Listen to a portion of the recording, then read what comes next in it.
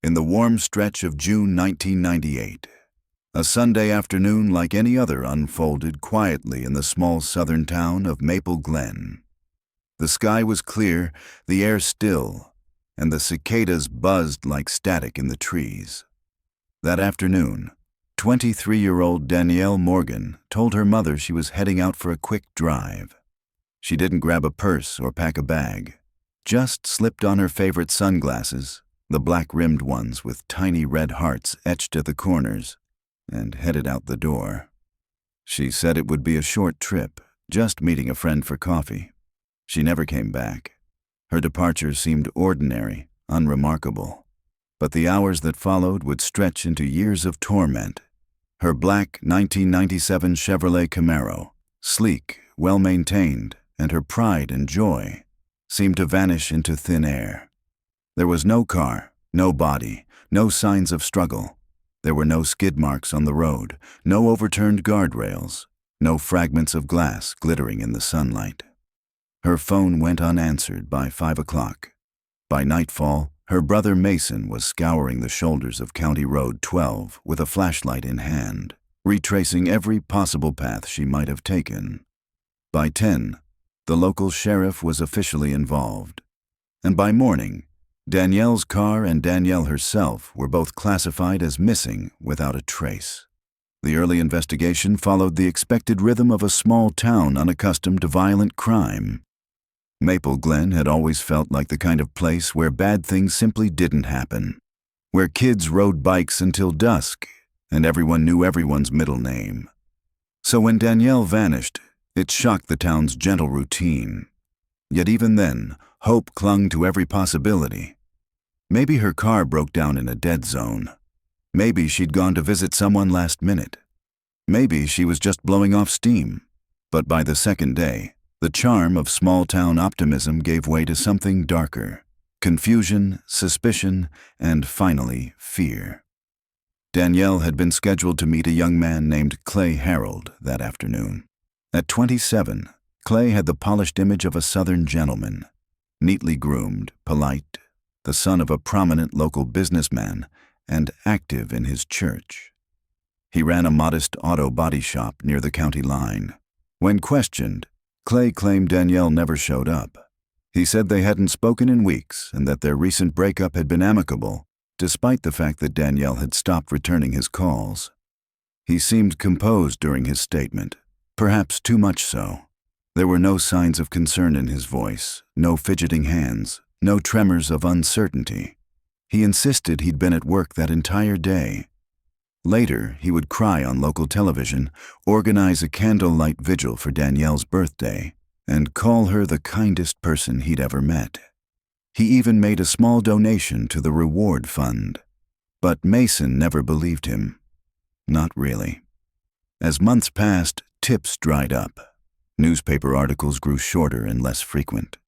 What had once been a community effort dissolved into murmurs and silence. By the year 2000, Danielle's name had been reduced to a fading bumper sticker on old pickup trucks.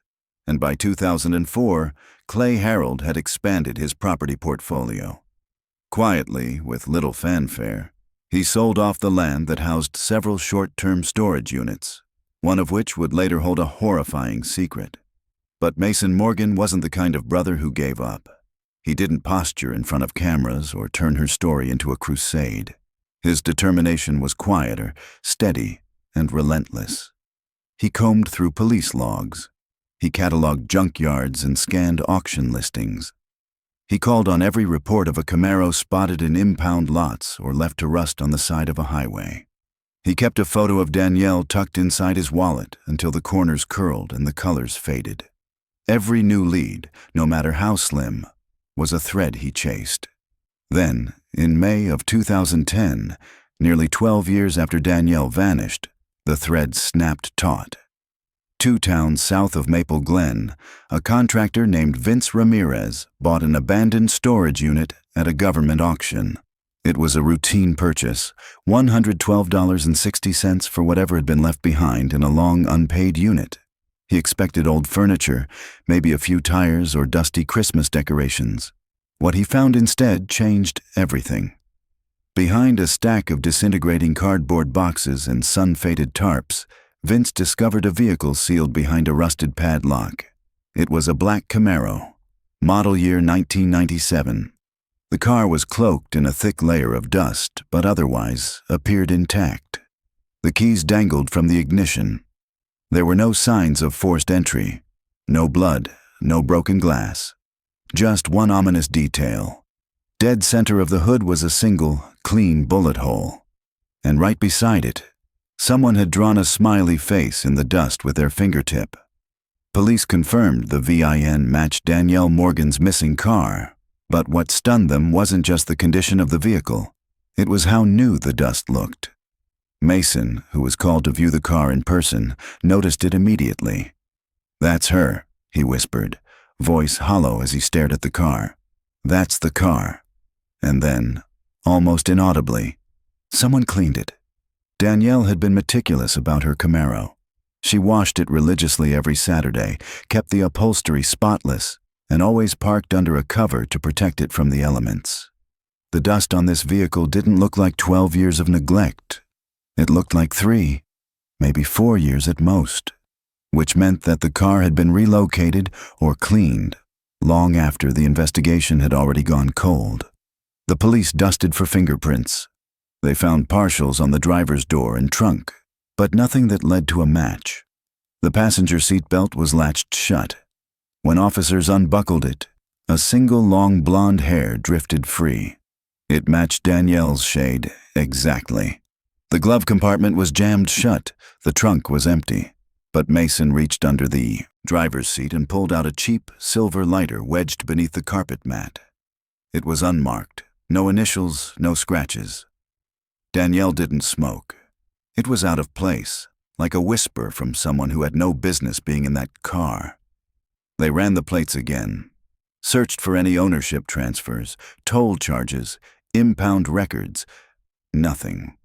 According to official documentation, Danielle's Camaro had never changed hands, had never been registered again. It had simply disappeared from existence, just like she had.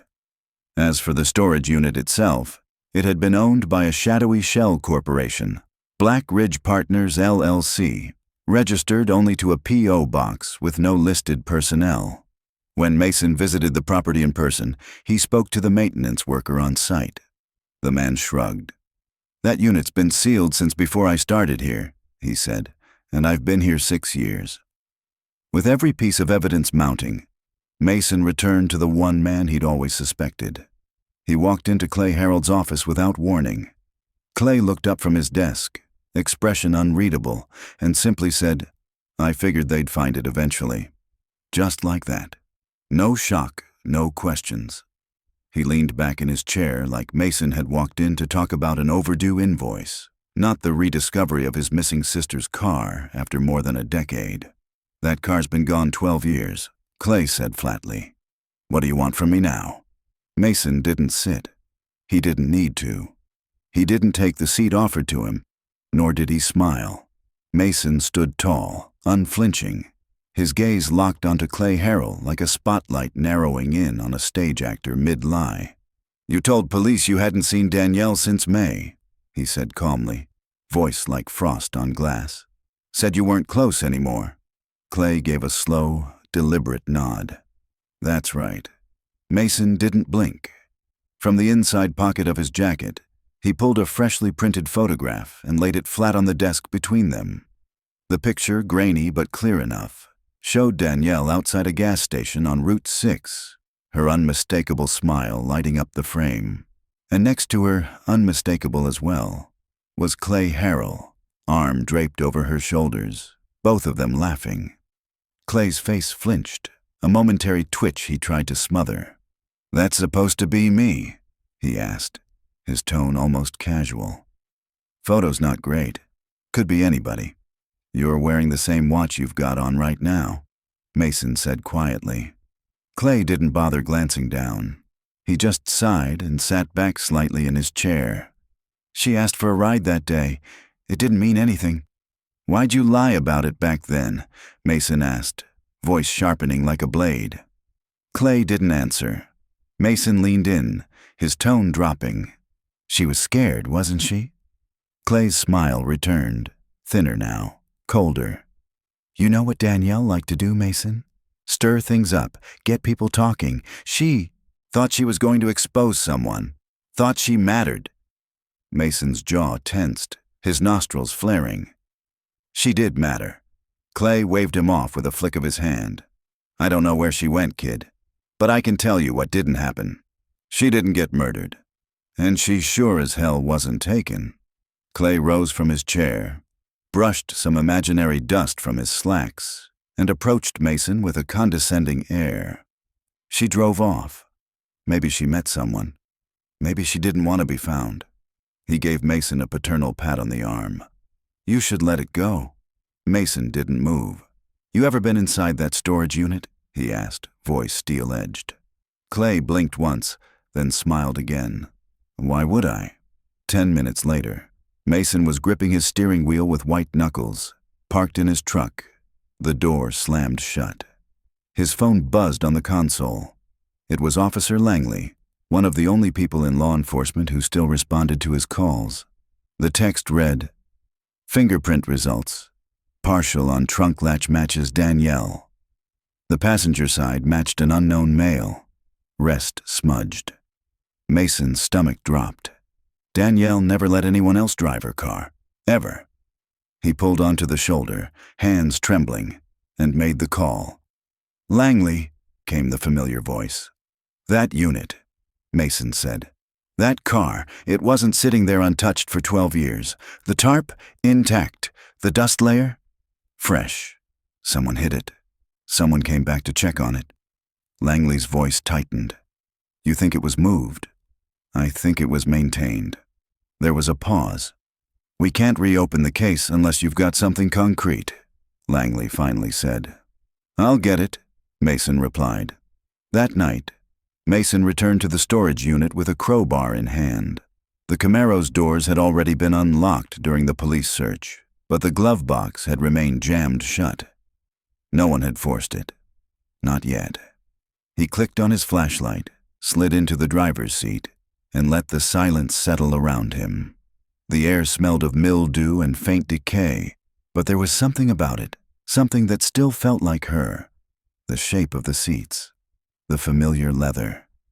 Even without her perfume, the car still breathed her presence. He braced the crowbar beneath the glove box latch and leaned in.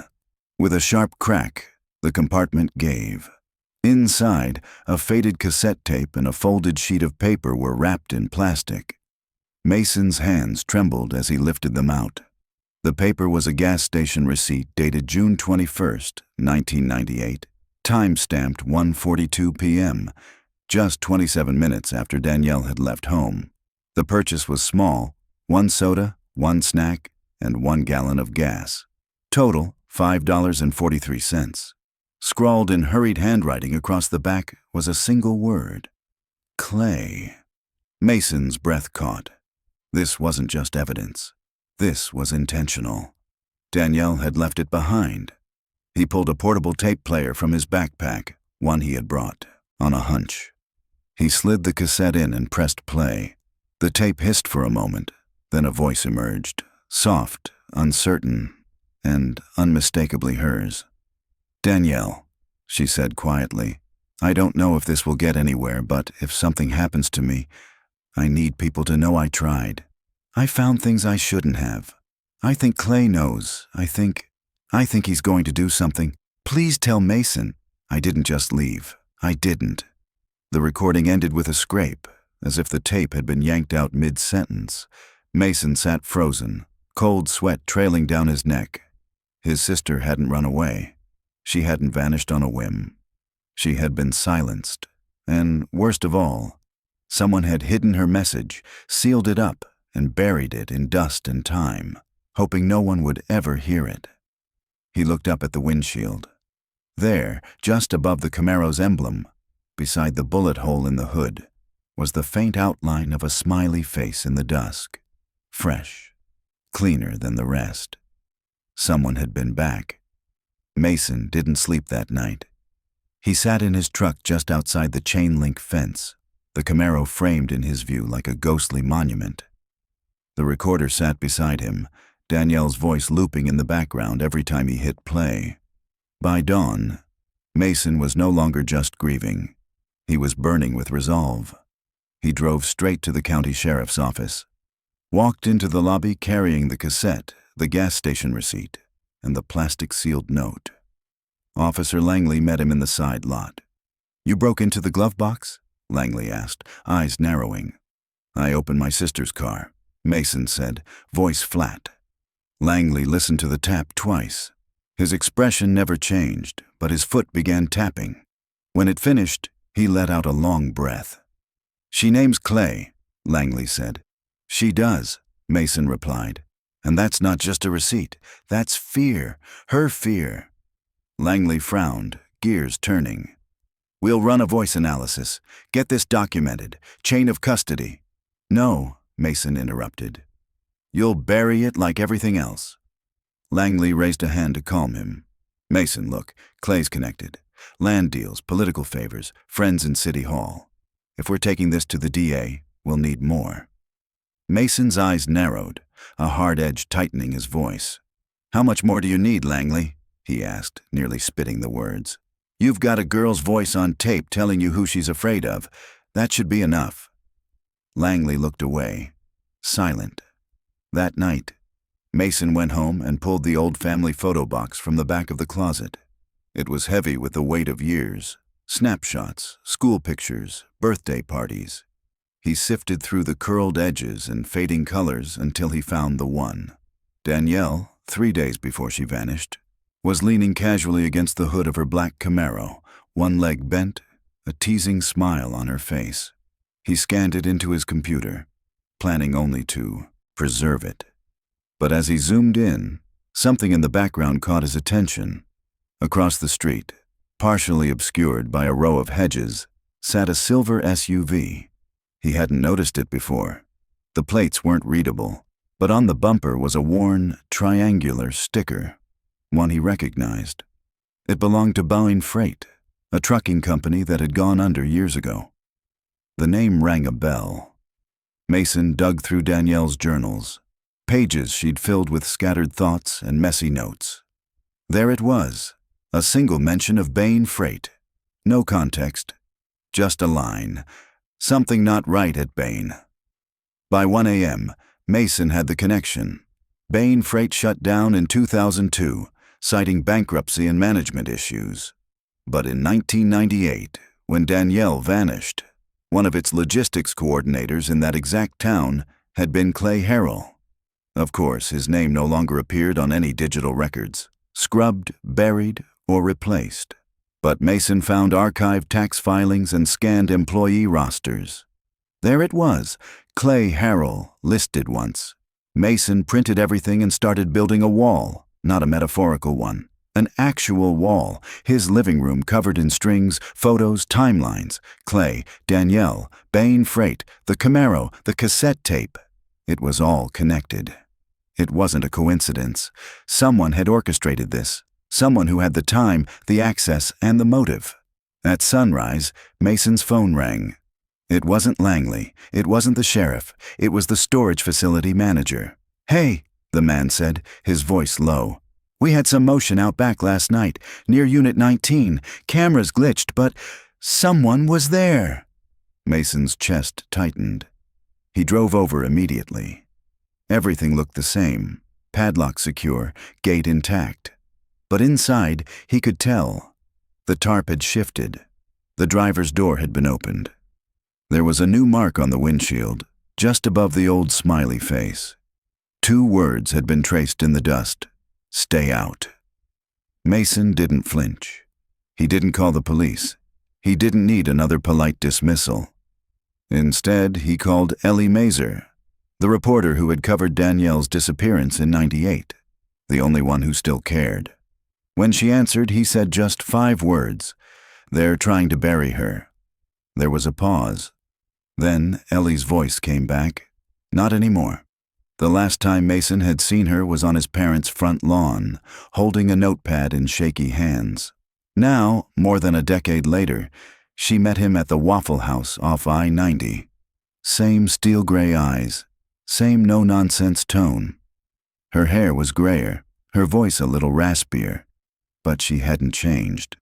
"You brought it?" she asked. Mason slid an envelope across the table. Inside were the photograph, the receipt, and a digital copy of the cassette. Ellie didn't ask for permission. She simply plugged in her headphones and pressed play.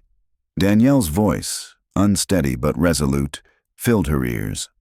Around them, the clink of forks and the hum of a working grill became background noise. When the tape ended, Ellie took the headphones off with trembling hands. "Jesus Christ," she whispered. Mason didn't speak. She opened the receipt and studied it. This was from the gas station, the day she disappeared. He nodded. And the name Clay. Her handwriting. No doubt. Ellie stared at him. "You're betting your life on it. I already have." They sat in silence, two people orbiting the same tragedy. Then Mason leaned in. "Do you remember Bain Freight?" Her brow furrowed. "The trucking company that folded?" "Clay worked there. Logistics." Ellie blinked. Danielle knew. She wrote about it. She was digging. Ellie pulled out her phone and began scrolling through old notes. They had problems, lost shipments, under-the-table hires, and one driver went missing. It all got blamed on mismanagement. Mason's voice dropped, or covered up. Back at his house, he pulled a shoebox from the closet, one Danielle used to keep under her bed. He hadn't opened it in years. Inside were old concert stubs, Polaroids, scribbled notes, and at the bottom, a roll of undeveloped film marked in her handwriting, Bayonne, June. Ellie called in a favor to a photo lab in Little Rock. 3 hours later, the negatives were developed. The images were grainy, but clear enough. Most were mundane, trucks, loading bays, warehouses. But one image froze Mason cold. Danielle's Camaro, parked behind a warehouse. Across from it, standing casually on a loading dock, was Clay Harrell. Ellie stared at the photo. "Where?" "Route 9, Mason said. "Bayonne's old property.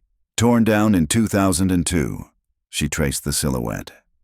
"Danielle took this? Or someone gave it to her?" The last photo showed something stranger. A man near one of the trailers, clipboard in hand, security badge clipped to his belt. His face was blurred mid-turn. On the back, Danielle had scribbled, "Same guy again. Saw him near Clay's shop too." Ellie tapped the line. She was being followed. That night, Mason didn't go home. He drove to Clay's old auto shop, now abandoned, choked with weeds and rust. A flatbed truck sat behind the building, its tires sunken into the ground. He circled the structure with a flashlight, checking for signs of disturbance. Around the back, he found a burned-out storage shed. The roof collapsed inward. Carefully, he stepped over debris. Inside, beneath charred beams and blackened wood, something metallic caught his eye. A dented file cabinet, scorched and half-melted. He pried it open. Most of the papers inside had fused or dissolved. But one sheet, pressed between two warped folders, had survived. It was a Bayonne Freight manifest, dated 2 days before Danielle disappeared. It listed a shipment scheduled through Unit 19. Mason's breath caught. The same unit where Danielle's car was found. He stepped back, blood pounding in his ears. A dry snap echoed behind him. He turned. Just beyond the shed, backlit by the pale moonlight, stood a figure at the tree line. Watching, silent, still. Too far to make out features clearly, but the figure didn't move. It just stood there at the tree line, watching. Mason raised his flashlight and aimed toward the shadow. The beam cut across trees, brushing the undergrowth like a searchlight. But by the time it reached the spot, the figure had vanished. Not a trace. No footsteps, no rustle. Just empty forest and the whisper of wind through the branches. Back in his truck, Mason slammed the door, locked it, and exhaled hard. On the seat beside him sat the manila folder, bulging now with weight that felt unbearable. Danielle's cassette tape. The receipt is in Clay's name. Photos from Bain. The newly discovered shipping manifest. All of it pointed in one direction, one truth, and he knew it in his bones. He knew exactly what he was doing, Mason said to the dark voice, low and bitter. 3 days later, at precisely 3:17 a.m., Ellie's email pinged with an incoming message. No subject line, no accompanying text. Just a single file attached, ominously titled, "You don't know half of it. MP4. The sender was anonymous. Ellie stared at the screen for a full minute before reaching for her phone. She called Mason. "Meet me," was all she said. They gathered at her cramped office above a defunct tax service building, a second-story room with humming fluorescents and a faint lemon-scented chemical tang. Mason pulled the blinds tight while Ellie opened the file. The video flickered to life. Grainy footage recorded through a cracked phone lens. The view was unstable, bouncing slightly, obscured at times by static. In the background, a woman's voice whispered nervously. "He makes them use fake names," she said. "She said she was asking too many questions, said she was a problem." The camera angle tilted. For a fleeting second, it caught a man's head from behind, gray hair, clipboard in hand, dim warehouse lighting casting long shadows around him. Then a second voice came through, calm, chillingly controlled. "No photos, no questions, just get her in the car." The screen went dark. Static buzzed briefly, then nothing. Silence stretched across the office. Ellie's eyes were wide. "That voice?" Mason stared straight ahead, hands gripping the arms of his chair, jaw clenched so tight it trembled. "That's Clay," he said finally, his voice like gravel. They forwarded the video to Officer Langley without delay. 6 hours later, he called back. His tone was tight, weary. "I can't use it," he said. "No timestamp, no metadata, no verifiable source. It's not admissible." "You heard the voice?" Mason pushed. Langley sighed. "It's suggestive, but that's all." Ellie snapped. "Then what would be enough?" Langley didn't answer. That night, Mason sat alone in his garage. The Camaro loomed before him like a time capsule. Its opened glove box seemed to whisper to him. He reached for Danielle's cassette tape, slipped it into the player, and rewound it. He listened again to the final few seconds. "Please tell Mason I didn't just leave. I didn't."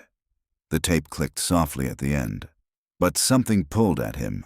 He replayed it, this time running the sound through audio software Ellie had shared, a trial version of a forensic editing tool. He filtered out the static, adjusted the levels. There, buried beneath Danielle's final words, was something faint, a metallic clink, like a tool dropping onto metal. Then, almost imperceptibly, another voice. "Don't leave that in the car." The voice was different, harsher, older, a southern drawl. It wasn't Clay. Mason boosted the frequency and ran the segment through a voice transcription tool. The voice registered as male, late middle-aged. It wasn't a match for Clay, but it was someone close. Someone who'd been with him. An accomplice. Maybe the one who sealed the glove box. Maybe the one who delivered the Camaro to Unit 19. Mason left the house before dawn and drove to the storage facility. He parked 2 blocks away and approached the rear alley on foot. This time, he wasn't looking for the Camaro. He was watching the fence line, the drainage ditch, the gravel. There, near the back gate, he found them. 3 sets of footprints in soft earth. One set is wide and deep, one narrow, quick. The third dragged slightly, like the person walked with a limp. He photographed each print, measured the stride with a tape line, and sent everything to Ellie. She had a contact in forensics. The results came back that afternoon. The wide boot prints matched Clay's size and tread pattern, similar to a photo from a 2005 newspaper clipping where Clay stood at a construction site. The limping track? Unknown, but the meaning was clear. Clay hadn't been working alone. Later that day, Mason's phone rang again. Private number. He didn't answer. A voicemail appeared a moment later. Clay's voice. "You keep chasing ghosts, Mason," he said, the tone almost amused. "You're going to find one that bites back. Let the past stay buried, or someone's going to get hurt." Mason saved the voicemail and forwarded it to Ellie. No message. Just the subject line: mask slipping. That night, they met in a forgotten parking lot north of town, just outside a boarded-up diner with its neon sign long gone. Ellie stepped out of her car carrying a thin folder. "I found something," she said, handing it over. Inside was a faded newspaper clipping from 1995. The headline read, "Local Girl Missing After Riverbend Party." Her name was Riley Dwight, 17 years old. Last seen at a bonfire hosted by staff from Bayene Freight. The case went cold almost immediately. The investigating officer? Deputy Samuel Harrell, Clay's cousin. Mason leaned against his car, stomach twisting. "How many more?" Ellie's voice was barely above a whisper. "Too many." She pulled out another folder. 2 more missing persons reports. Both young women. One from 1996, another from 1999. Both within a 5-county radius. Both with weak but traceable ties to Bayene Freight or Clay's Circle. All 3 cases, including Danielle's, had been filed as voluntary disappearances. Mason stared at the documents. This wasn't just a single lie or a single case. This was a pattern, a network, a machine designed to erase people and to silence anyone who looked too closely. Clay wasn't just hiding something. He'd built something. The next morning, Mason drove to Clay's childhood neighborhood. Not to confront him, not yet. He parked across the street and watched. The house was unchanged. Same sagging shutters. The same aluminum flagpole was planted in the yard. A new pickup sat in the driveway, chrome grille catching the sunlight. Mason took note of the license plate. H5A32T. He wrote it down. Then he drove east, to a dusty record shop no one had entered in months. Inside, beneath flickering fluorescent lights, he met a woman named Sierra, one Ellie had traced through old message board archives. In 1998, Sierra had posted a single comment beneath an article on Danielle's disappearance. It had been flagged and removed. "He used to follow me, too. Back off before you end up like her." No one had believed her. Now she sat across from Mason, hands trembling around a chipped ceramic mug. "I worked at Boeing," she said softly. 6 months. Inventory? Nothing major." "You knew Clay?" Mason asked. Sierra nodded, eyes on the table. Everybody did. She hesitated, pausing long enough that Mason thought she might stop entirely. Her eyes scanned the cafe walls as if remembering a different room, a different time. "He was the kind of man who made you feel seen," Sierra finally said. "He noticed when you changed your hair, remembered what kind of tea you liked, but only until you tried to leave." Mason didn't interrupt. He just waited. Silent, patient. Sierra looked up, her hands tightening around her mug. "Danielle came to me once. Asked about the shipping logs. Why we didn't document trailer contents. I told her to be careful." Mason leaned forward, elbows resting on the table. "Did Clay ever threaten you?" She didn't answer right away. When she did, her voice was barely above a whisper. "He didn't have to." She took a shaky breath. "His cousin showed up at my apartment 2 days after I quit. Knocked like it was normal. Told me I'd be safer keeping quiet."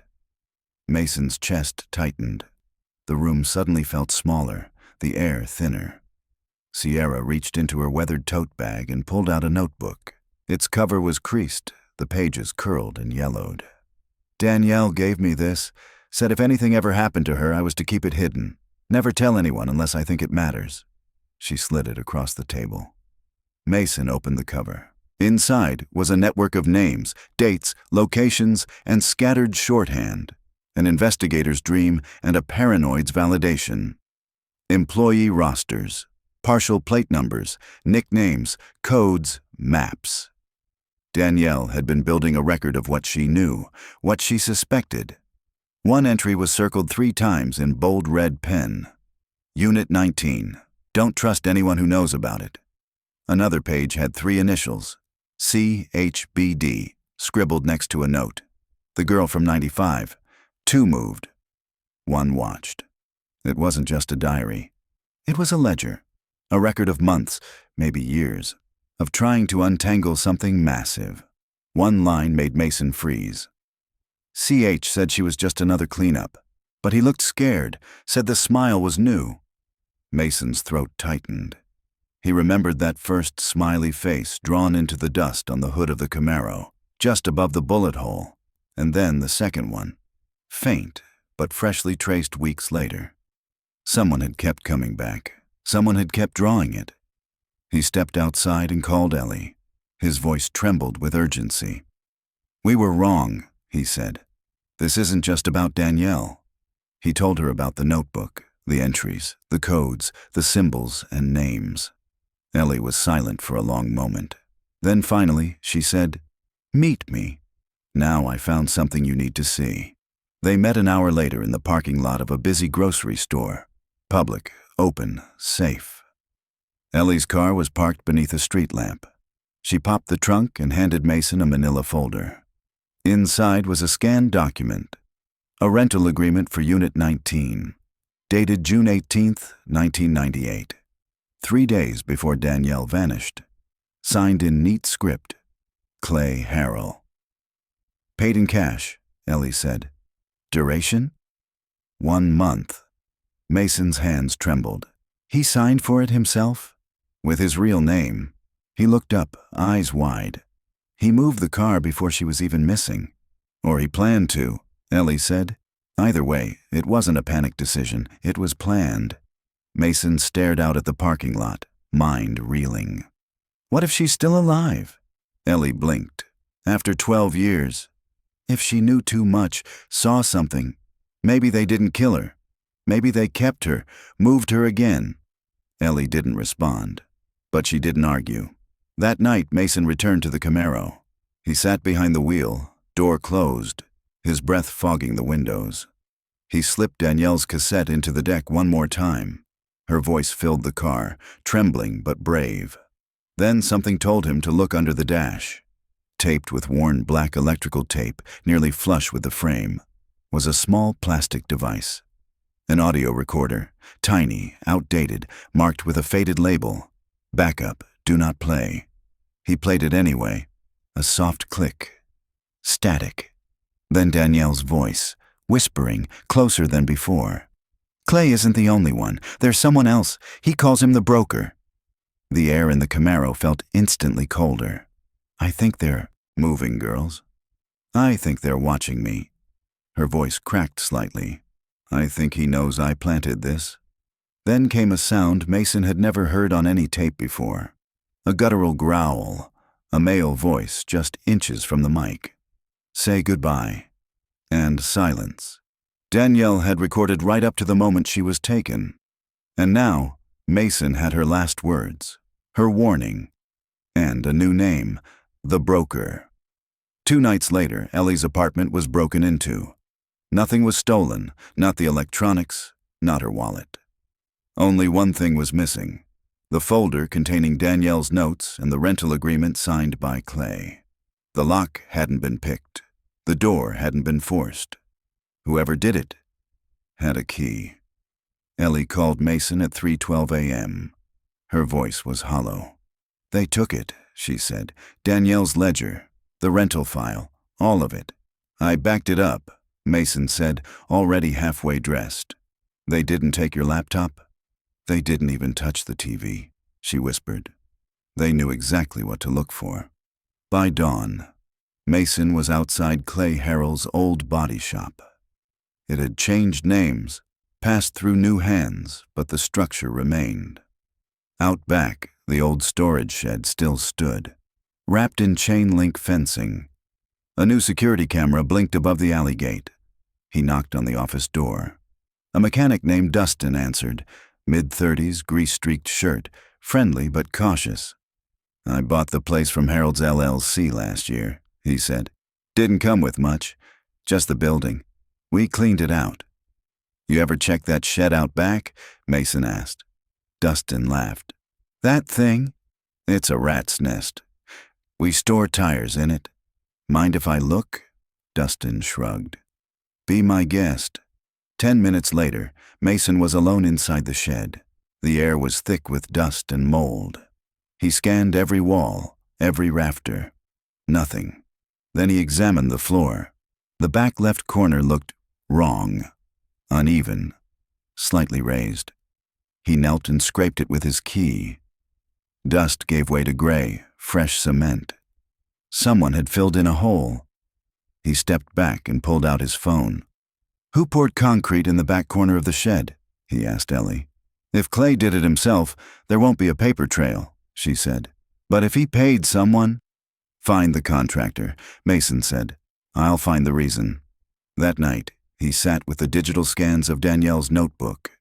He read them line by line, searching for anything he'd missed. Then it hit him. One note near the back read, Place with the metal stairs. Yellow light behind the freezer. Mason stared at it. That wasn't Bain. It wasn't the storage unit. It didn't match the entry in Danielle's notebook. The wording was too specific. Metal stairs, yellow light, behind the freezer. Mason stared at the scribbled note again, heart pounding. This was something different. A second sight. Something only Danielle had noticed. He picked up the phone and called Sierra. I remember that, she said after a moment of silence. Yeah, metal stairs, that yellow light. It was behind one of the diners we used to deliver to. I didn't think anything of it at the time, but it always smelled strange, like bleach and rust. Mason's voice dropped. What was the place used for? I don't know, Sierra replied, uneasy. We weren't allowed back there. Clay used to say it was for secure storage. Only certain drivers had keys. Do you remember where it was? There was a pause. Then, I can take you. 2 hours later, just after dusk, they met at the edge of a forgotten service road. Sierra's posture was tense, her jacket zipped all the way up, hands deep in her sleeves. She didn't speak much during the drive. But when they arrived, she pointed. That's it, she whispered. The building loomed ahead, dark and decaying. It had once been a cozy family-style diner. Checkered curtains, plastic booths, warm pies in a rotating display case. But now the windows were blacked out with paint and plywood. The front was abandoned, but the back lot was strangely clear, as if it had seen recent use. Behind the diner was a corroded set of metal stairs leading to a utility door. The air was sharp with the chemical stink Sierra had described. Mason could feel it stinging the back of his throat. They moved slowly. The stairs moaned under their weight, but held. The back door had been forced open in the past. Its hinges bent, the lock plate warped. Inside, the floor was coated in grime. The stench of old grease, rotting meat, and bleach lingered like a thick fog. Along the far wall were 4 freezer units, large and boxy, their cables disconnected, doors left ajar. Behind the last freezer was a narrow hallway, barely lit. At the end stood a steel door. Mason tried the handle, locked. He leaned in, ear to the door. At first, nothing. Then, faintly, a dull thud. Then another. Then silence. We need to call Langley, he said. But Sierra was already pulling out her phone. What do we even tell him? That we broke into a diner and found a door with a weird noise? Mason didn't answer. Instead, he knelt. There, in the dust near the doorframe, were boot prints. 2 sets, one heavy, the other small, feminine. Langley arrived 22 minutes later. He stepped out of his cruiser with practiced caution, hand resting on his holster.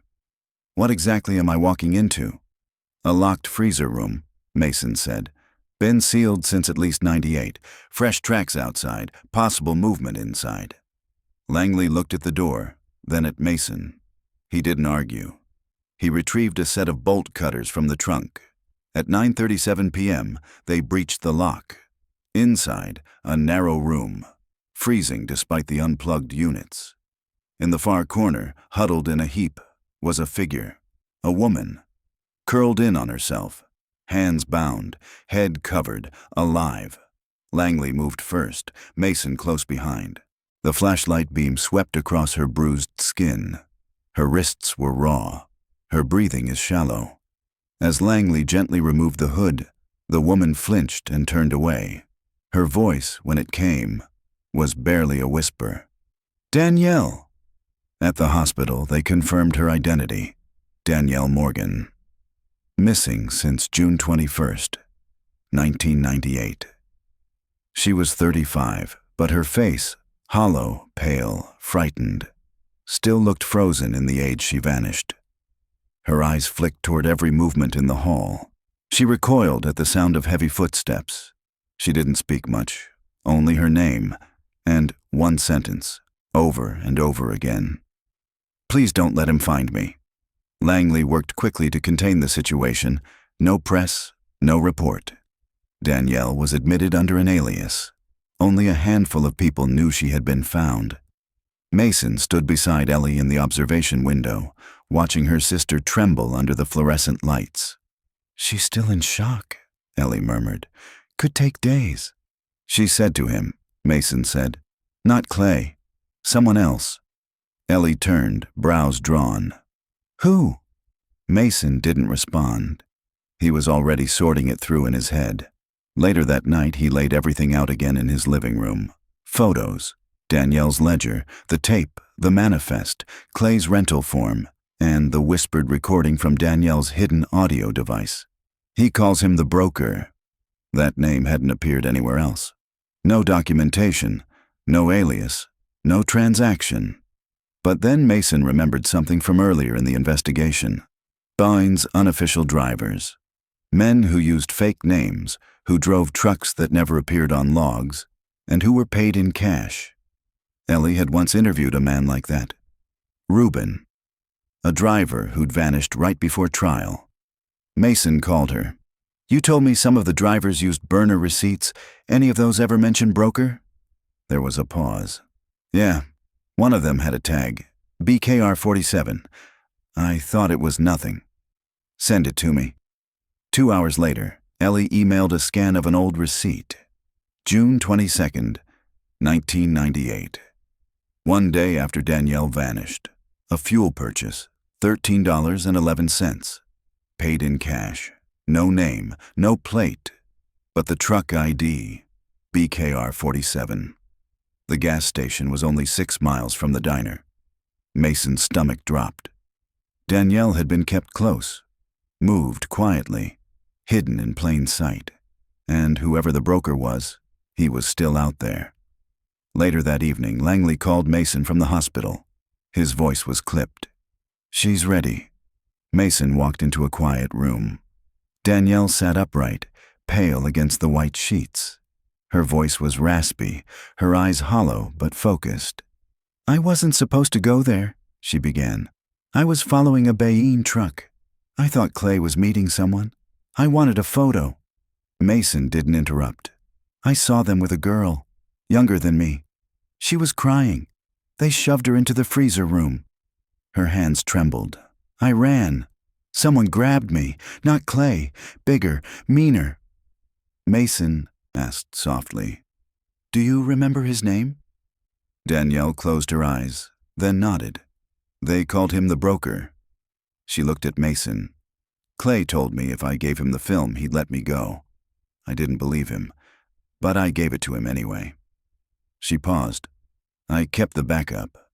Her voice broke. "That's when they knew. They kept me somewhere in the woods at first. Then, when they thought police were onto Clay, they moved me. Said no one would ever find me. Said the world already forgot." Mason's voice cracked. "No," he whispered. "We didn't forget." Ellie arrived minutes later with her recorder. She kept her voice gentle, soft as mist on a quiet lake. Never pushing, only guiding. Danielle, wrapped in hospital blankets and exhaustion, nodded each time she consented to answer another question.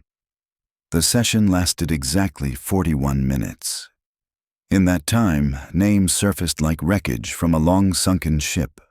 Drivers she remembered by first name only, warehouses identified by smell more than street name, shadowy middlemen, aliases, untraceable freight transfers, late-night routes.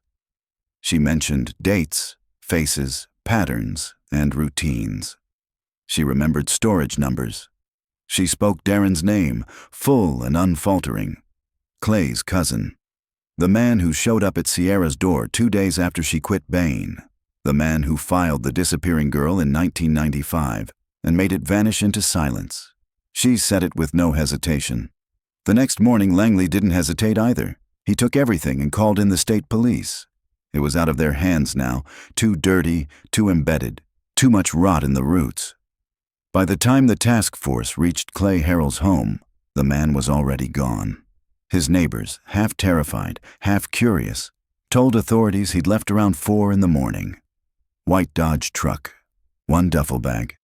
No pets, no family, nothing in his rear view. Inside his home, they found rooms that had been stripped clean. Hard drives had been removed, paper trails shredded, drawers left empty except one. Inside his desk, under a flap of warped plywood, they found it. One final message, written not for anyone official, but maybe for himself. Or maybe, Mason thought, for her.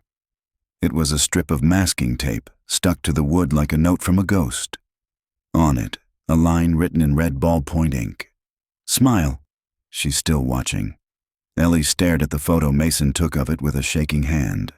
"That's not a message for us," she said. "That's fear. He knows the game is collapsing." Mason just nodded, eyes hollow. 3 days later, a torched Dodge truck was discovered off a narrow river road, 40 miles from the county line. The vehicle was burned down to metal ribs, and the VIN was scraped off with a power tool. No plates, no wallet, no bones. Just scorched seats and cracked glass. 2 things had survived: a burner phone with its battery missing, and a small scrap of paper tucked into the glove. Box, half-burned, ash-edged, and damp from river dew. Only 2 words remained legible. "Ask Darren." Mason stood in Ellie's office, jaw clenched as he stared at the image of the note. Who the hell is Darren? Ellie already knew. She pulled out Danielle's reconstructed manifest from Bain Freight's 1998 employee logs. Darren K. Harold, Clay's cousin. The man Sierra had named. The one who submitted that conveniently forgotten missing girl report in '95. Danielle had underlined his name 3 times in the ledger. They ran a full background check. Darren had resigned from the sheriff's department in 2000 without explanation. 2 years later, he opened a private security firm. Quiet, unlisted, no online footprint, no incidents, no lawsuits. And in 2004, he bought land, 5 miles from town, fenced, gated, labeled legally as a firearms and survival training facility. No classes, no clients, no website, no traffic. Just shadows and trees. Mason stared at the land record printout. "You think Clay ran to him?" Ellie's answer was instant.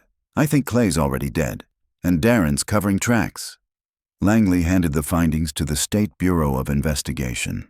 It took 48 hours to get the warrant, 12 more to gear up a full tactical response. At 6:42 a.m., they hit the compound. At 7:03, the gate was down. No sign of Darren, no sign of Clay. But what they found chilled even the most hardened agents. 6 rooms, 3 walk-in freezers, 1 buried laptop, and in a steel filing cabinet, 27 VHS tapes, each labeled by hand with initials and dates. Some were damaged, others are perfectly preserved. In a second drawer were IDs, tattered, water-warped, some with blood spatter. Danielle Morgan's card lay right on top. So did Riley Dwaite's. And one more, circled 3 times in ink. Eleanor Mazer. Ellie's face paled. "That's me." Mason turned to her slowly. "What are you talking about?" "My middle name, Rachel Eleanor Mazer. I used to write under Rachel back then." She picked up the flyer and swallowed. "In 1999, I got a call. Blocked number. Someone told me to drop the Bain story. I thought it was just some local idiot trying to scare me."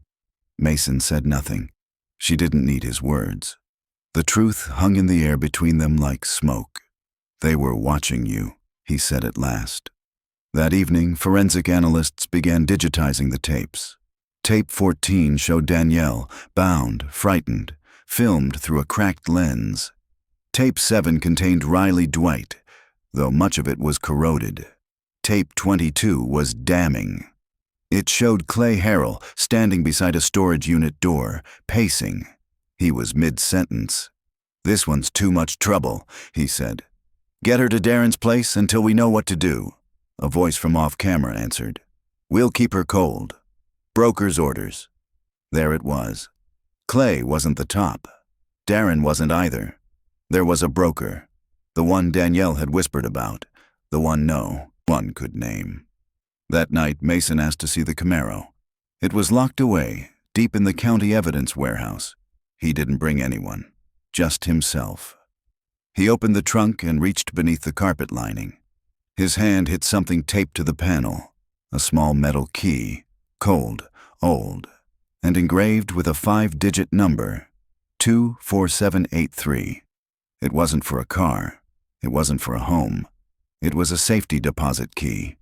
He opened Danielle's scanned ledger again. Page 12, a list of numbered accounts. One was circled, 24,783. Beside it, "If something happens, this is the last card." The bank was small, private, 2 counties over. Mason didn't waste time. He called in a favor. Not Langley this time, but someone he trusted from the Guard, someone who now worked with state investigators. By 9:14 a.m., they had a legal warrant. By 9:31, Mason held box 24,783 in his hands. Inside, a manila folder, a cassette tape, and a single photograph. Face down. He opened the folder first. 5 pages, typed, clean, precise, names, routing numbers, payment records, surveillance logs, and stamped in the corner, Bain Freight, District Operations, Broker Chain, Confidential. Mason looked at the tape, then turned the photograph over. His breath caught. The photo showed a man standing beside a black SUV, clipboard in hand, watching a delivery near Bain's old warehouse. His face wasn't fully visible, but Mason knew that figure. The outline, the posture. Not Clay, not Darren. The broker, the last piece. And Danielle had known all along. The tape played softly in the dim, cold evidence room just down the hallway from where it had been stored for days. The voice that filled the silence was unmistakably Danielle's, but this time her tone was firmer, more composed, like she knew time was short and this message had to be her last. "If you're hearing this," she said slowly, "I guess I failed. I guess I didn't get out. But I left a trail. I documented it all, the receipts, the wired payments, the transfer orders. I wrote down every number Clay ever used, every name I overheard." There was a pause on the recording. The static buzzed softly before she spoke again. "There's a man. He called himself the broker, but that's not who he really is. He has a name, a real one. I found it once, buried in some old banking files. Before all this, he worked at a regional branch. I think he was laundering through the logistics accounts." Her voice dipped lower, nearly a whisper. "His name is Carl B. Merton." Mason stopped the tape cold. The name echoed in his mind. Carl B. Merton. He reached for the folder again, his hands shaking. Carl B. Merton, age 61 in 1998. Former loan officer. Later listed as a consultant with Bain's freight division. After 2001, he vanished. No job records, no tax returns, no trace. Gone like a shadow swallowed by morning fog. Moments later, Ellie walked into the room. Her face was unreadable, pale, drawn tight. "You ready for the photo?" she asked, without ceremony. Mason nodded slowly. She handed it to him. It was Danielle, smiling thinly, standing beside a man in a gray button-down shirt. His hand was resting lightly on her shoulder. The same man from the hallway footage. The same blurry face from that undeveloped film. It wasn't Clay. It wasn't Darren. It was Carl. State police combed through every database and archive they had. The pieces came together fast. In 2002, Carl B. Merton filed for a legal name change, then left Arkansas entirely. He slipped into another life, quiet and clean. New name, new identity, new state. In 2009, he died in a single car accident in Texas. No autopsy, no surviving family. His body was buried under his new name in a state-funded, unmarked grave. There would be no arrest, no courtroom, no trial, no perp walk. No justice was handed down in front of news cameras, just paper trails and dead men. But Clay, he wasn't a ghost yet. 5 days after the safety deposit box was discovered, a rusted pickup truck was pulled from a river bend 30 miles downstream. It had been submerged for at least a week. The tags were gone. The plates were missing. Inside, tucked into a sheet of plastic wrap pinned to the dashboard, was a letter. Handwritten, scrawled in black pen, soaked but still legible. It was signed by Clay Harold. "I never laid a hand on her," the letter began. "I swear to God, but I didn't stop it. I let him scare me. I let the broker turn us all into pieces of his machine. We all got our cut. We all kept quiet. She wouldn't let go. She kept digging. And when she got too close, I helped make her disappear." He wrote of fear, of silence, of how Danielle had been the only one to ever see him clearly. "She was the only one who saw through me," it ended. "I didn't want her dead. I just wanted out. But I was too much of a coward." Danielle spent nearly 3 months in a secured recovery facility under a false identity. Her physical wounds healed faster than the emotional ones. But even so, she never once asked for special protection. When the time came, she stood before a sealed grand jury. She did not flinch. Not when the tapes were played. Not when the photos were passed around the courtroom. Not when Clay's final words were read aloud. At the end of the testimony, she asked for only one thing: the original Camaro key. The one scratched from age, stained from the dust of the storage unit where she'd been found. Mason handed it to her himself. Later, Ellie gave Mason a copy of Clay's letter. He didn't read it twice. Once was enough to confirm what he already knew. There was no redemption in it. No absolution. Only excuses and weakness masquerading as guilt. The Camaro remains in the county evidence lot, behind 2 layers of fencing and yellow tape. It hasn't moved in years. Most days, no one goes near it. But every few months, Mason stops by. He doesn't open the doors. He doesn't touch the hood.